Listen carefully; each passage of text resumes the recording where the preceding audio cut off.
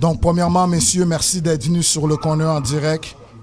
Yeah, merci à toi. Yes. Donc, je vais y aller avec Grand 8 en premier, Tour de manège. C'est un mouvement très légendaire, une soirée très légendaire à Montréal. Si tu peux parler un peu le concept de cette soirée-là. Ok, merci. Bah, à la base, c'est notre soirée mensuelle du collectif Tour de manège, du coup, qui existe depuis 5 ans maintenant. Ça s'est créé à Montréal et en France en parallèle, donc ça s'est développé de différentes façons. En simultané, Nice. Ouais. Et du coup, le but, c'est aussi qu'il y ait des échanges qui se fassent occasionnellement et tout. Mais nous, à l'année, à Montréal, on a une équipe solide ici. Et on s'est entouré des DJ locaux qui sont nos amis et qui partagent nos valeurs. Et du coup, c'est divisé. À chaque mois, on fait un coup takeover où c'est du 100% live. Donc, c'est l'occasion aussi d'inviter des beatmakers, etc. Et un coup où c'est Hip to House. Et à chaque fois, c'est Tour de manège qui présente. Et la deuxième, les Hip to House, c'est plus consacré au vinyle, au DJing, etc. L'origine du mixing. Exactement, et les origines communes aussi entre le hip-hop, le funk, le house, un peu, voire retracer un peu l'histoire. Mais à l'origine, à la base, même à la maison, est-ce que tu sentais un manque pour les créateurs de beats? Ouais, et c'est surtout que c'est une scène qui revient doucement. Qui a été mangé pendant longtemps, on va dire. Au niveau de la beat scene, ça a marché beaucoup au début des années 2000 en parallèle du rap. Et aujourd'hui, ça commence à se réunifier, mais du coup, c'est assez compliqué toujours de faire des événements centrés sur le beatmaking. Du coup, nous, on essaye de rendre ça attrayant en mélangeant plusieurs performances, en changeant les line-up, changeant les compositions, etc. C'est sûr, il faut. Sinon, les prochaines soirées, c'est quand?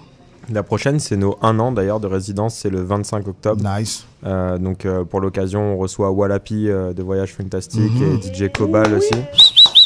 Donc ça va être bien chaud. Et en plus de ça, on mélange un peu les deux soirées. Donc on a Wallapi et Cobal en guest pour les DJ.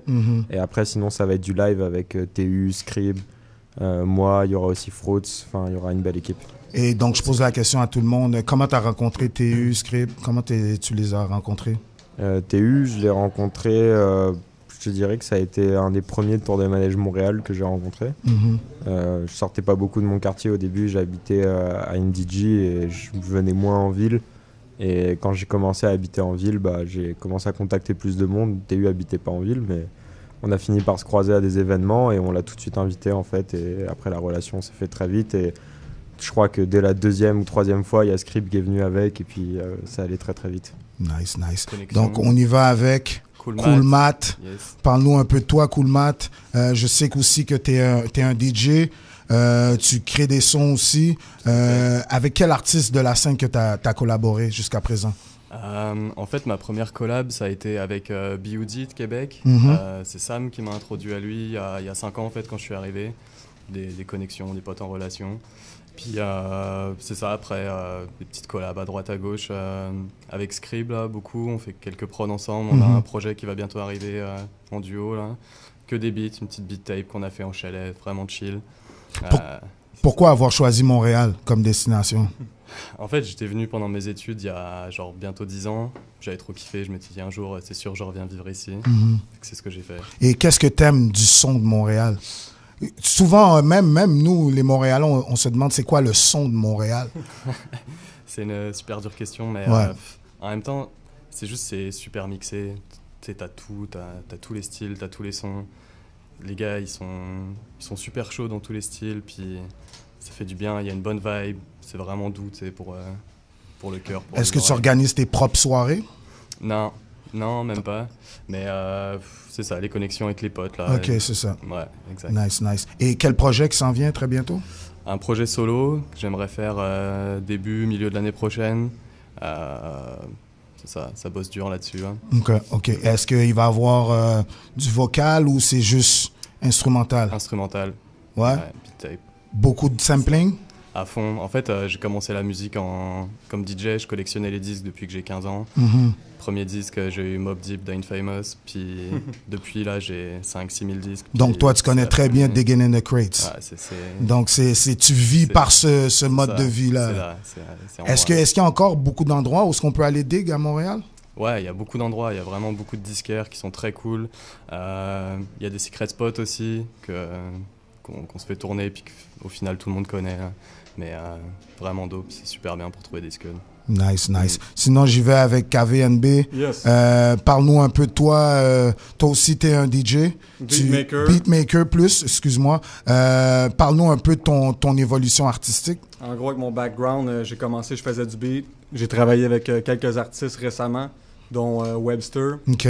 de Limoilou. Ça fait combien de temps tu produis?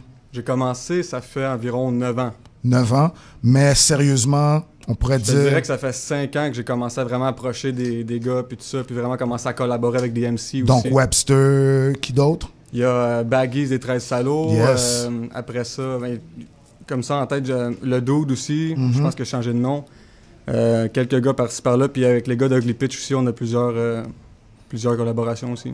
Puis si tu pourrais nous décrire ton son, ce serait quoi? Lo-fi, boom bap, expérimental un peu aussi, très électro. Est-ce que tu samples ou tu crées toi-même? Je sample et je crée aussi, je fais les deux. Je peux sampler, je peux faire des petites compositions, j'adore ça aussi. Est-ce que tu penses que l'art du sampling est en train de mourir? Non, je pense pas. Plus que jamais, en tout cas, les beatmakers que moi j'admire c'est très fort, dont Knots, les gars comme Nine Wonder, tout ça, c'est très puissant.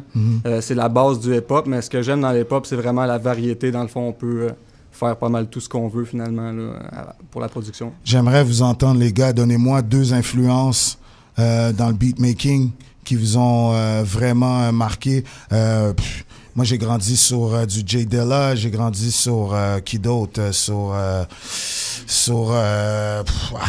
tout plein de beatmakers, man. Je veux vous entendre. Ben, je vais y aller. En ce moment, j'ai pas mal Apollo Brown, Nine Wonder. OK. Oui. Ouais. Knots, je l'ai dit, dans le fond, je les ai mentionnés les deux. Yeah. Puis t'as dit Della, je veux dire, ça, c'est comme ça revient tout le temps, mais c'est vraiment eux autres. Puis 14KT aussi de Détroit, qui est vraiment très puissant. Toi, Matt? Bah, moi, je dirais, pour la base, là, Lord Finesse. Lord Vraiment. Finesse, c'est ce nom-là que je cherche. Grosse source d'inspi. C'est tous les gars 90s, là, Pete Rock, Ali Shaheed Mohammed de Tribe Called Quest. Les classiques, là.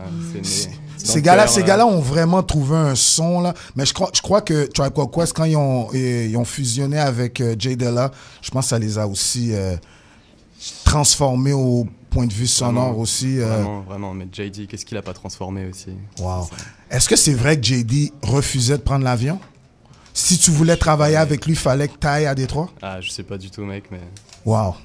En fait, Toi? je peux dire, il est allé en Europe, il a pris l'avion. Ah, OK. Déjà, on vient de démystifier limite. Mais le gars, il est mort, rest in peace, de toute façon.